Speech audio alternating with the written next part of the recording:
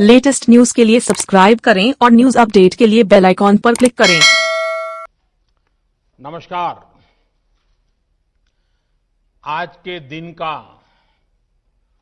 पूरे देश को बेसब्री से इंतजार रहा है। कितने महीनों से देश के हर घर में बच्चे, बूढ़े, जवान सभी की जुबान पर यही सवाल था कि कोरोना की वैक्सीन कब आएगी। तो अब कोरोना की वैक्सीन आ गई है, बहुत कम समय में आ गई है। अब से कुछ ही मिनट बाद भारत में दुनिया का सबसे बड़ा टीकाकरण अभियान शुरू होने जा रहा है। मैं सभी देशवासियों को इसके लिए बहुत बहुत बधाई देता हूं। आज वो वैज्ञानिक, वैक्सीन रिसर्च से जुड़े अनेकों लोग विशेष रूप से प्रशंसा के हकदार हैं, जो बीते कई महीनों से कोरोना के खिलाफ वैक्सीन बनाने में जुटे थे, दिन रात जुटे थे। न उन्होंने त्योहार देखा है, न उन्होंने दिन देखा है, न उन्होंने रात देखी है।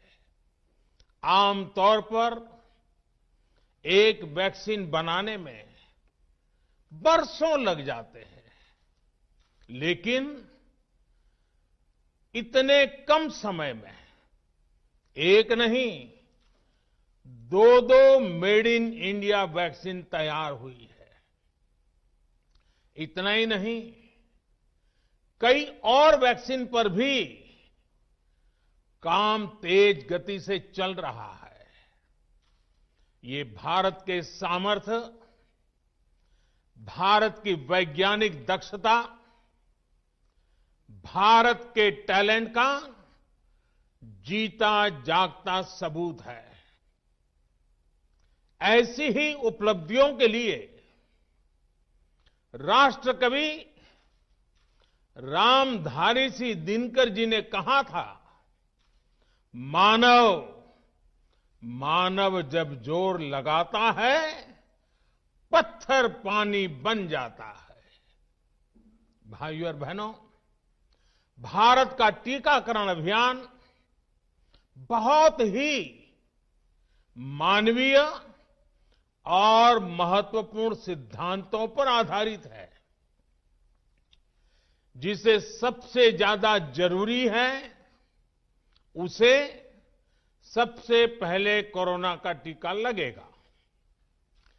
जिसे कोरोना संक्रमण का रिस्क सबसे ज्यादा है, उसे पहले टीका लगेगा। जो हमारे डॉक्टर्स हैं, नर्सेस हैं, अस्पताल में सफाई कर्मी हैं, मेडिकल, पैरामेडिकल स्टाफ हैं, वो कोरोना की वैक्सीन के सबसे पहले हकदार हैं। चाहे वो सरकारी अस्पताल में हो या फिर प्राइवेट में, सभी को ये वैक्सीन प्राथमिकता पर लगेगी। इसके बाद उन लोगों को टीका लगाया जाएगा जिन पर जरूरी सेवाओं और देश की रक्षा या कानून व्यवस्था की जिम्मेदारी है। जैसे हमारे सुरक्षा बल हो गए, पुलिसकर्मी हो गए, फायर ब्रिगेड के लोग हो गए, सफाई कर्मचारी हो गए, इन सभी को ये वैक्सीन प्राथमिकता पर लगेगी। और मैंने जैसा पहले भी कहा है, इनकी संख्या करीब करीब 3 करोड़ होती है। इन सभी के वैक्सीनेशन का खर्च भारत सरकार द्वारा उठाया जाएगा। साथियों, इस टीकाकरण अभियान की पुख्ता तैयारियों के लिए राज्य सरकारों के सहयोग से देश के कोने कोने में ट्रायल्स किए गए हैं, ड्राई रन्स हुए हैं। विशेष तौर पर बनाए गए कोविन डिजिटल प्लेटफॉर्म में टीकाकरण के लिए रजिस्ट्रेशन से लेकर ट्रैकिंग तक की व्यवस्था है। आपको पहला टीका लगने के बाद दूसरी डोज कब लगेगी, इसकी जानकारी भी आपके फोन पर दी जाएगी। और मैं सभी देशवासियों को ये बात फिर याद दिलाना चाहता हूं कि कोरोना वैक्सीन की 2 डोज लगनी बहुत जरूरी है। एक डोज ले लिया और फिर भूल गए, ऐसा गलती मत करना। और जैसा एक्सपर्ट्स कह रहे हैं, पहली और दूसरी डोज के बीच लगभग 1 महीने का अंतराल भी रखा जाएगा। आपको ये भी याद रखना है कि दूसरी डोज लगाने के 2 हफ्ते बाद ही आपके शरीर में कोरोना के विरुद्ध जरूरी शक्ति विकसित हो पाएगी। इसलिए टीका लगते ही आप असावधानी बरतने लगें, मास्क निकालकर रख दें, 2 गज की दूरी भूल जाएं, ये सब मत करिएगा। मैं प्रार्थना करता हूं, मत करिएगा। और मैं आपको एक और चीज बहुत आग्रह से कहना चाहता हूं। जिस तरह धैर्य के साथ आपने कोरोना का मुकाबला किया, वैसे ही धैर्य अब वैक्सीनेशन के समय भी दिखाना है।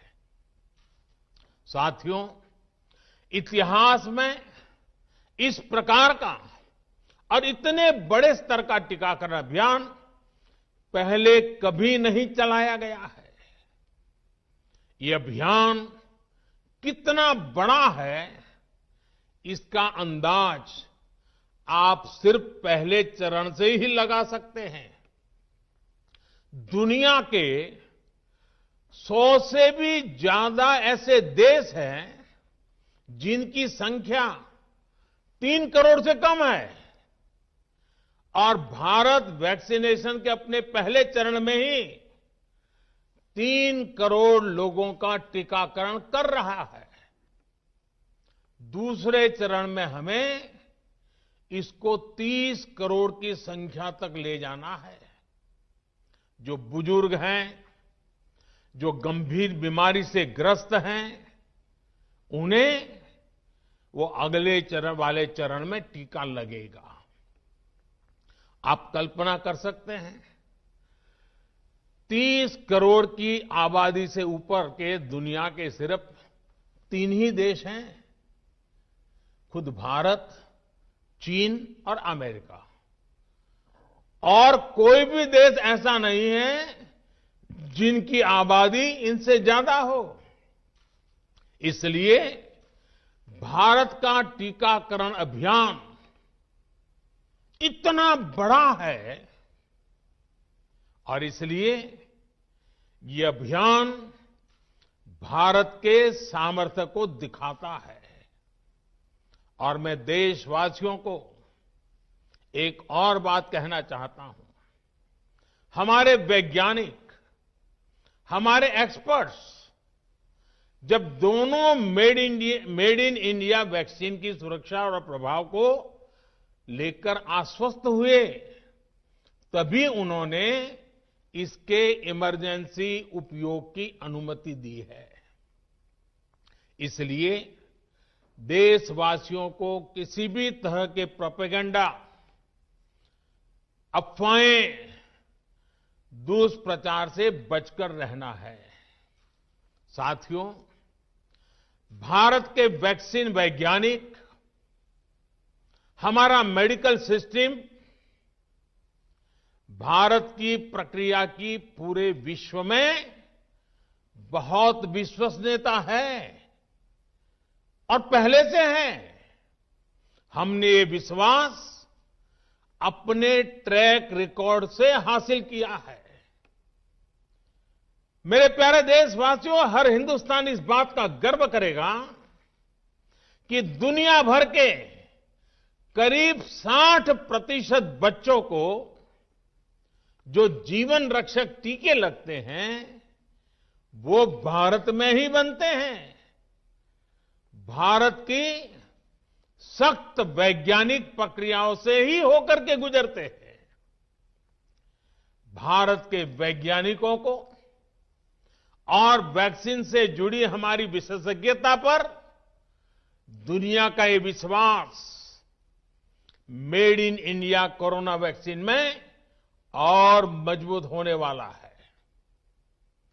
इसकी कुछ और खास बातें हैं जो आज मैं देशवासियों को जरूर बताना चाहता हूं। ये भारतीय वैक्सीन विदेशी वैक्सीनों की तुलना में बहुत सस्ती हैं और इनका उपयोग भी उतना ही आसान है। विदेश में तो कुछ वैक्सीन ऐसी हैं जिसकी एक डोज 5,000 रुपया तक में है और जिसे -70 डिग्री तापमान में फ्रीज में रखना होता है। -70 डिग्री। वहीं भारत की वैक्सीन्स ऐसी तकनीक पर बनाई गई हैं जो भारत में बरसों से ट्राइड और टेस्टेड है। ये वैक्सीन स्टोरेज से लेकर ट्रांसपोर्टेशन तक भारतीय स्थितियों और परिस्थितियों के अनुकूल है। यही वैक्सीन अब भारत को कोरोना के खिलाफ लड़ाई में निर्णायक जीत दिलाएगी। साथियों, कोरोना से हमारी लड़ाई आत्मविश्वास और आत्मनिर्भरता की रही है। इस मुश्किल लड़ाई से लड़ने के लिए हम अपने आत्मविश्वास को कमजोर नहीं पड़ने देंगे। ये प्रण हर भारतीय में दिखाई दिया है। संकट कितना ही बड़ा क्यों न हो, देशवासियों ने कभी आत्मविश्वास खोया नहीं। जब भारत में कोरोना पहुंचा तब देश में कोरोना टेस्टिंग की एक ही लैब थी। हमने अपने सामर्थ्य पर विश्वास रखा और आज 2300 से ज्यादा लैब्स का नेटवर्क हमारे पास है। शुरुआत में हम mask, PPE kit, testing kits, ventilators जैसे जरूरी सामान के लिए भी विदेशों पर निर्भर थे। आज इन सभी सामानों के निर्माण में हम आत्मनिर्भर हो गए हैं और इनका निर्यात भी कर रहे हैं। आत्मविश्वास और आत्मनिर्भरता की इसी ताकत को हमें टीकाकरण के इस दौर में भी सशक्त कर रहा है। साथियों, महान तेलुगु कवि श्री गुराजाड़ा अप्पा राव ने कहा था, सौंत लाभम कौंत मानुको, सौंत लाभ कौंत मानुको, पौरु गुवाडिकी तोड़ू पाड़बोए, देश मंटे मट्टी कादोई, देश मंटे मनुष्य लोय। यानी हम दूसरों के काम आए, ये निस्वार्थ भाव हमारे भीतर रहना चाहिए। राष्ट्र सिर्फ मिट्टी, पानी, कंकड़, पत्थर से नहीं बनता, बल्कि राष्ट्र का अर्थ होता है हमारे लोग। कोरोना के विरुद्ध लड़ाई को संपूर्ण देश ने इसी भावना के साथ लड़ा है। आज जब हम बीते साल को देखते हैं तो एक व्यक्ति के रूप में, एक परिवार के रूप में, एक राष्ट्र के रूप में हमने बहुत कुछ सीखा है, बहुत कुछ देखा है, जाना है, समझा है। आज भारत जब अपना टीकाकरण अभियान शुरू कर रहा है तो मैं उन दिनों को भी याद कर रहा हूं। कोरोना संकट का वो दौर जब हर कोई चाहता क्या कि कुछ करें, लेकिन उसको उतने रास्ते नहीं सूझते थे।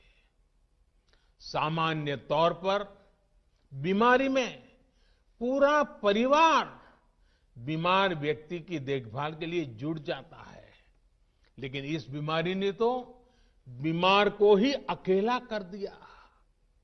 अनेकों जगह पर छोटे छोटे बीमार बच्चों को मां से दूर रहना पड़ा।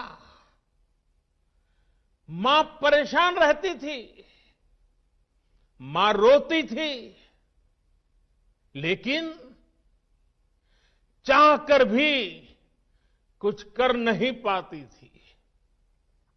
बच्चे को अपनी गोद में नहीं ले पाती थी। कहीं बुजुर्ग पिता अस्पताल में अकेले अपनी बीमारी से संघर्ष करने को मजबूर थे। संतान चाहकर भी उसके पास नहीं जा पाती थी। जो हमें छोड़कर चले गए, उनको परंपरा के मुताबिक वो विदाई भी नहीं मिल सकी जिसके वो हकदार थे।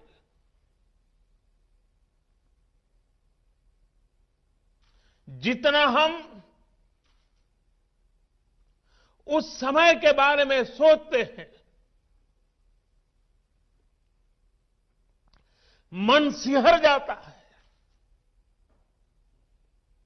उदास हो जाता है। लेकिन साथियों, संकट के उसी समय में, निराशा के उसी वातावरण में कोई आशा का भी संचार कर रहा था। हमें बचाने के लिए अपने प्राणों को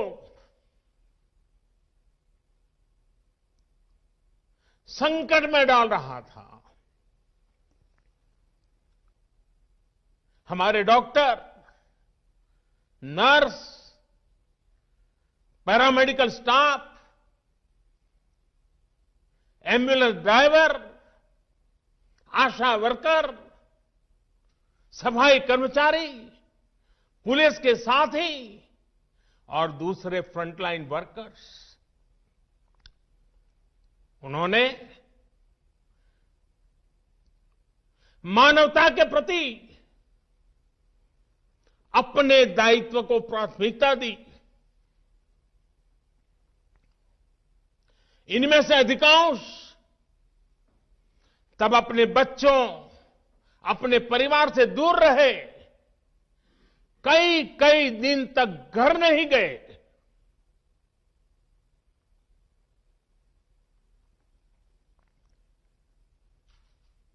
सैकड़ों साथी ऐसे भी हैं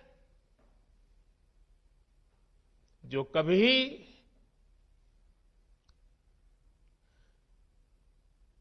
घर वापस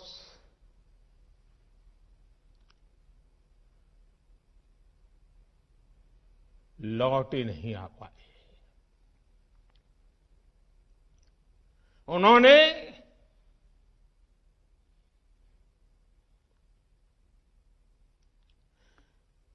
एक एक जीवन को बचाने के लिए अपना जीवन आहूत कर दिया। इसलिए आज कोरोना का पहला टीका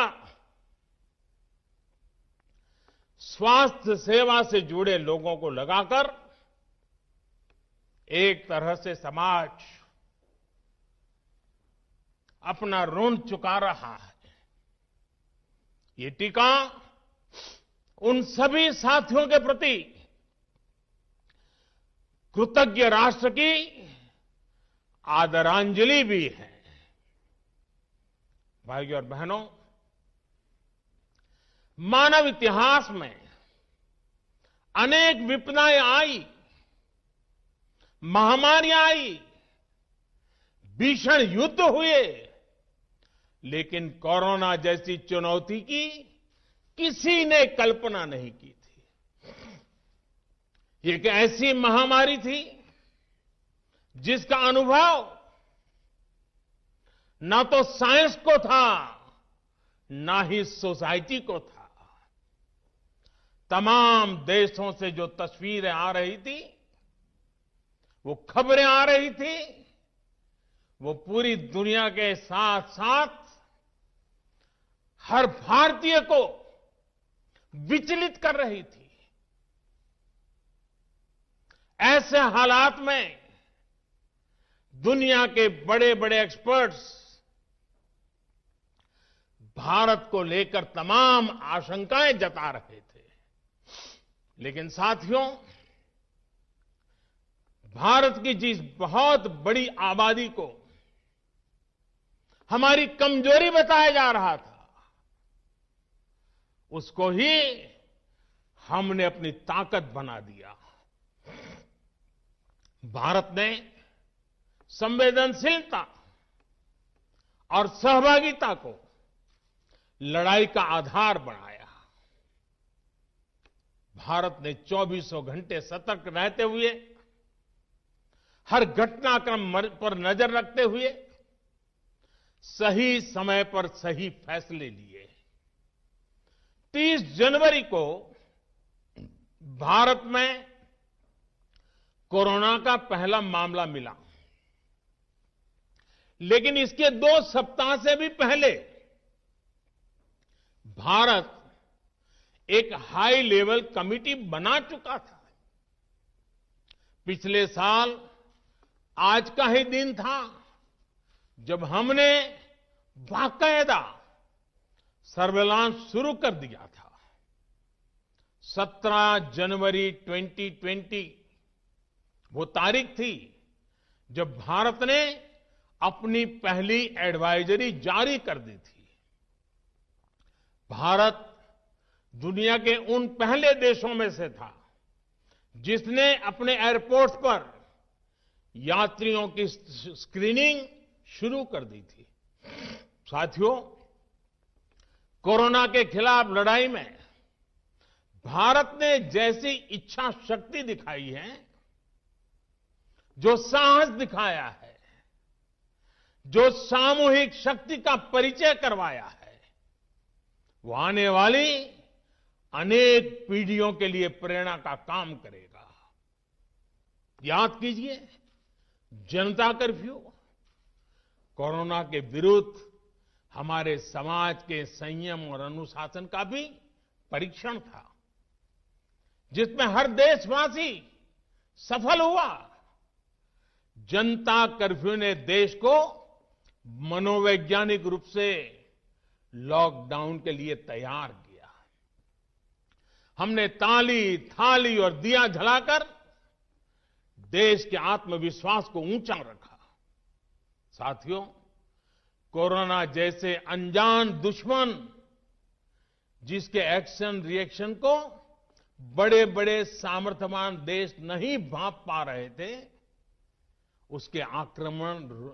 उसके संक्रमण को रोकने का सबसे प्रभावी तरीका ही यही था कि जो जहां है वो वहीं रहे। इसलिए देश में लॉकडाउन का फैसला भी किया गया। यह निर्णय आसान नहीं था, इतनी बड़ी आबादी को घर के अंदर रखना असंभव है, इसका हमें एहसास था। और यहां तो देश में सब कुछ बंद होने जा रहा था, लॉकडाउन होने जा रहा था। इसका लोगों की रोजी रोटी पर क्या प्रभाव पड़ेगा, अर्थव्यवस्था पर क्या प्रभाव पड़ेगा, इसका आकलन भी हमारे सामने था। लेकिन देश ने जान है तो जहान है के मंत्र पर चलते हुए प्रत्येक भारतीय का जीवन बचाने को सर्वोच्च प्राथमिकता दी। और हम सभी ने ये देखा है कि कैसे तुरंत ही पूरा देश, पूरा समाज इस भावना के साथ खड़ा हो गया। अनेकों बार छोटी छोटी लेकिन महत्वपूर्ण चीजों की जानकारी देने के लिए मैंने भी अनेक बार देशवासियों के साथ सीधा संवाद किया। एक तरफ जहां गरीबों को मुफ्त भोजन की व्यवस्था की गई, तो वहीं दूध, सब्जी, राशन, गैस, दवा ऐसी जरूरी चीजों की सुचारू आपूर्ति सुनिश्चित की गई। देश में व्यवस्थाएं ठीक से चलें, इसके लिए गृह मंत्रालय ने 24/7 कंट्रोल रूम शुरू किया, जिस पर हजारों कॉल्स का जवाब दिया गया, लोगों को समाधान दिया गया। साथियों, कोरोना के विरुद्ध इस लड़ाई में हमने कदम कदम पर दुनिया के सामने उदाहरण प्रस्तुत किया है।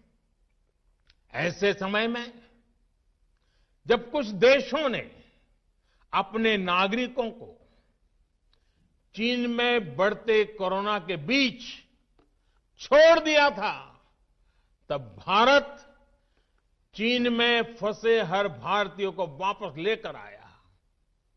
और सिर्फ भारत के ही नहीं, हम कई दूसरे देशों के नागरिकों को भी वहां से वापस निकाल करके लाए। कोरोना काल में वंदे भारत मिशन के तहत 35 लाख से ज्यादा भारतीयों को विदेशों से भारत लाया गया।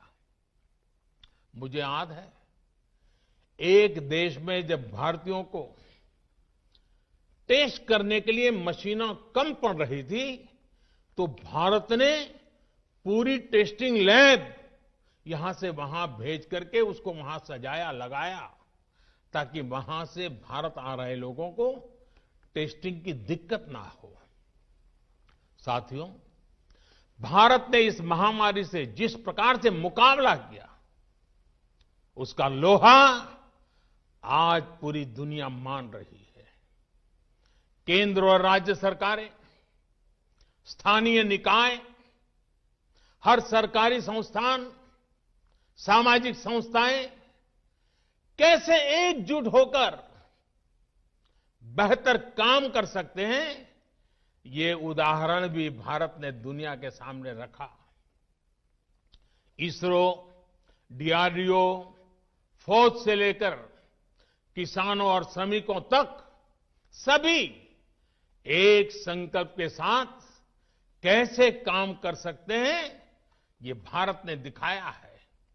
2 गज की दूरी और मास्क है जरूरी, उस पर फोकस करने वालों में भी भारत अग्रणी देशों में रहा। भाइयों और बहनों, आज इन्हीं सब प्रयासों का परिणाम है कि भारत में कोरोना से होने वाली मृत्यु की दर कम है और ठीक होने वालों की दर बहुत अधिक है। देश के कई जिले ऐसे हैं जहां एक भी व्यक्ति को हमें कोरोना की वजह से खोना नहीं पड़ा। इन जिलों में हर व्यक्ति कोरोना से ठीक होने के बाद अपने घर पहुंचा है। बहुत से जिले ऐसे भी हैं जहां बीते 2 सप्ताह से कोरोना संक्रमण का एक भी केस नहीं आया है। जहां तक कि लॉकडाउन के से प्रभावित अर्थव्यवस्था की रिकवरी में भी भारत दुनिया में आगे निकल रहा है। भारत उन गिने चुने देशों में है जिसने मुश्किल के बावजूद दुनिया के 150 से ज्यादा देशों में जरूरी दवाएं और जरूरी मेडिकल सहायता पहुंचाई। पैरासीटामोल हो, हाइड्रोक्सी क्लोरोक्वीन हो, टेस्टिंग से जुड़ा सामान हो, भारत ने दूसरे देश के लोगों को भी बचाने की हर संभव कोशिश की। आज जब हम अपनी वैक्सीन बना ली है, तब भी भारत की तरफ दुनिया आशा और उम्मीद की नजरों से देख रही है। हमारा टीकाकरण अभियान जैसे जैसे आगे बढ़ेगा, दुनिया के अनेक देशों को हमारे अनुभव का लाभ मिलेगा। भारत की वैक्सीन, हमारी उत्पादन क्षमता पूरी मानवता के हित में काम आए, ये हमारी प्रतिबद्धता है। भाइयों और बहनों, ये टीकाकरण अभियान अभी लंबा चलेगा। हमें जन जन के जीवन को बचाने में योगदान देने का मौका मिला है और इसलिए इस अभियान से जुड़ी प्रक्रिया को, उस प्रक्रिया का हिस्सा बनने के लिए भी देश में वॉलेंटियर आगे आ रहे हैं। मैं उनका स्वागत करता हूं और भी अधिक वॉलेंटियर्स को मैं अपना समय इस सेवा कार्य में जोड़ने के लिए जरूर आग्रह करूंगा। हां, जैसा मैंने पहले कहा, मास्क, 2 गज की दूरी और साफ सफाई ये टीके के दौरान भी और बाद में भी जरूरी रहेंगे। टीका लग गया तो उसका अर्थ ये नहीं कि आप कोरोना से बचाव के दूसरे तरीके छोड़ दें। अब हमें नया प्रण लेना है।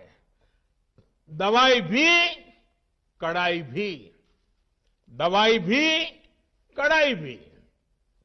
आप सभी स्वस्थ रहें, इसी कामना के साथ इस टीकाकरण अभियान के लिए पूरे देश को बहुत बहुत शुभकामनाएं देता हूं। देश के वैज्ञानिकों का, रिसर्चर्स का, लैब में जुड़े हुए सब लोगों का, जिन्होंने पूरे साल एक ऋषि की तरह अपनी लैब में जीवन खपा दिया और ये वैक्सीन देश और मानवता को दी है। मैं उनको भी विशेष रूप से अभिनंदन करता हूं, उनका आभार व्यक्त करता हूं। मेरी आप सबको बहुत बहुत शुभकामनाएं हैं। आप जल्द इसका लाभ उठाएं, आप भी स्वस्थ रहें, आपका परिवार भी स्वस्थ रहें, पूरी मानव जात इस संकट की घड़ी से बाहर निकले और स्वस्थता हम सबको प्राप्त हो, इसी एक कामना के साथ आप सबका बहुत बहुत धन्यवाद। For more news updates, do subscribe, like, share and comment. Clipper 28.